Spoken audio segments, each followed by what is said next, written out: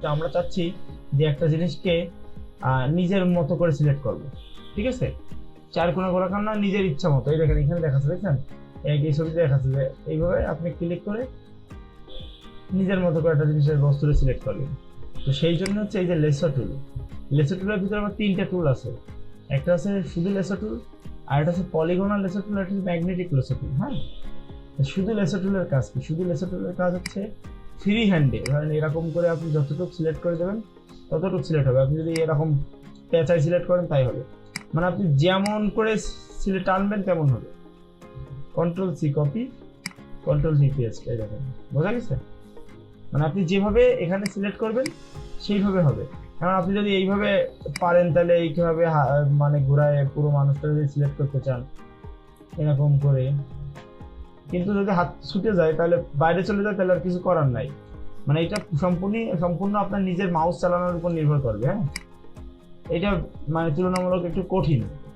মানে এখানে একটা ছবি নিচ্ছি, আমি চাচ্ছি এই ক্যামেরাটা এইভাবে সিলেক্ট করবো।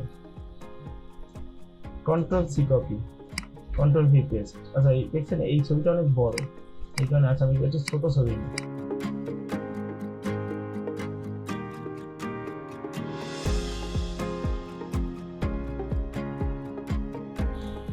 মানে একটা মানুষ, আমি যাচ্ছি মানুষের এই বক্সটুকু কপি করবো।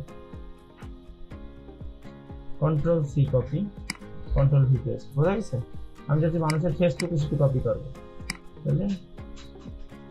Control C copy, control V paste.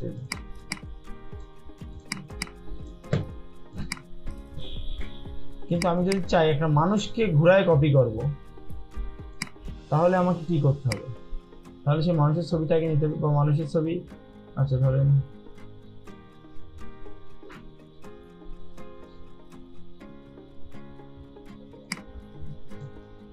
এই একটা ছবি, এই টুল দিয়ে জাস্ট আমি এর পাশ দিয়ে নিয়ে যাই।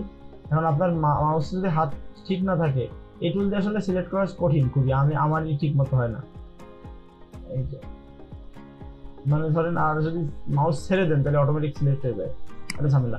এই টুলতে আসলে অ্যাকচুয়ালি এইভাবে সিলেক্ট করে না, এই টুলের কাজ হচ্ছে শুধুমাত্র রাফ ভাবে কোনো একটা জায়গা সিলেক্ট করা। বোঝা গেছে?